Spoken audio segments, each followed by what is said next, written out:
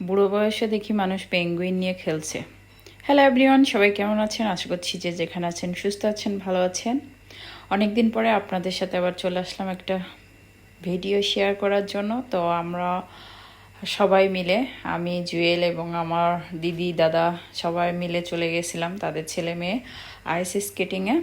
তো সেখানে গিয়ে এই যে একটু ভিডিও করা শুরু করলাম। প্রথমে ভাবছিলাম যে কি ভিডিও করব, পরে দেখছি যে না, একটু ভিডিও করি। তবে এখানে কিন্তু আসলে একটু সাবধানতা অবলম্বন করতে হবে, কারণ হচ্ছে অনেকবার কিন্তু আচার খাইতে হবে।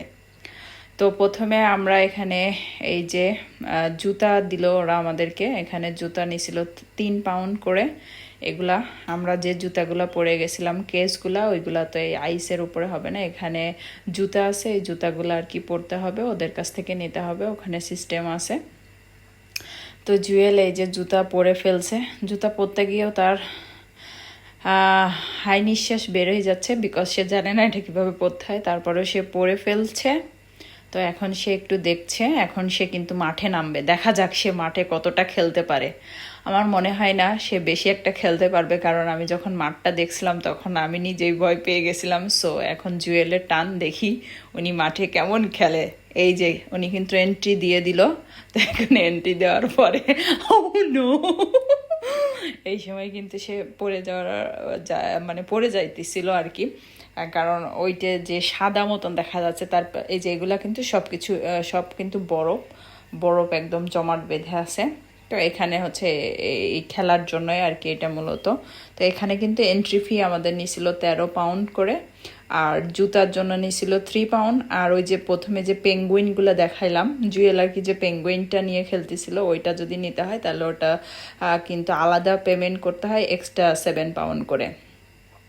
তো জুয়েল এই যে এদিকে খেলতেছে। এখানে কিন্তু যারা আসছে ওই যে ওইদিকে কিন্তু পড়ে গেছে, এরাও পড়ে যাচ্ছিল।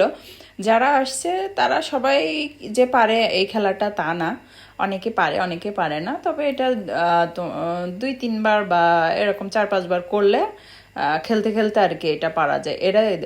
এরা কি সুন্দর করে যাচ্ছে আসছে, এরা কিন্তু ব্যালেন্স করতে পারছে। তবে এই খেলাটার মূল বিষয় হচ্ছে যদি ব্যালেন্স করা যায় তাহলে এখানে কোনো বিষয় না।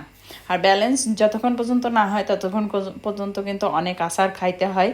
তো সবাই খাইতেছিল, জুয়েলও খাইছে।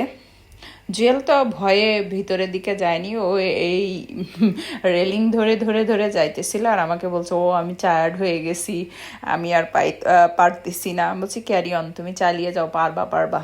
ওই যে বাচ্চারা কিন্তু পেঙ্গুইন নিয়ে খেলে এখানে। আর বড়রা যারা যখন প্রথমবার ব্যালেন্স না করতে পারে, পেঙ্গুইন নিলেও কোনো অসুবিধা নেই। তবে মূলত পেঙ্গুইনগুলো হচ্ছে বাচ্চাদের জন্য। এই যে বুড়ো বয়সে এখন পেঙ্গুইন নিয়েছে। এখন উনি কিন্তু একা একা হাঁটতেই পাচ্ছে না ওইটার উপরে, কারণ এত স্লিপ করছে, এত স্লিপ।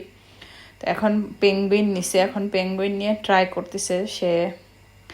পেঙ্গুইন নিয়ে 2-1 পা দিছে, তারপর বলছে আমি না পেঙ্গুইন নিয়েও পারতেছি না। আমি বলছি পারবা পারবা, হ্যাঁ ট্রাই করো, পারবা।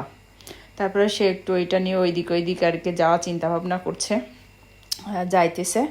আর আমি তো নামতেই পারিনি, বিকজ হচ্ছে যে আমি অনেক ভয় পাই আইসের। এটা নর্মালি যখন এখানে আইসও পড়ে তখন রাস্তাতে হেঁটে যেতে আমার অনেক ভয় লাগে, কারণ এগুলো অনেক স্লিপ হয়, পিছলা কেটে পড়ে যেতে হয়। তো আমি পড়ে যেতে চাই না, এজন্য আমি ভয়ে আর নামিনি। আমি জুয়েলকে বললাম তুমি নামো। আরও দিদি দাদা ছিল, তাদের ছেলে মেয়ে ছিল, তারা সবাই নামছে, কিন্তু আমি ভয়ে আর নামিনি, আমি সাহস করতে পারিনি।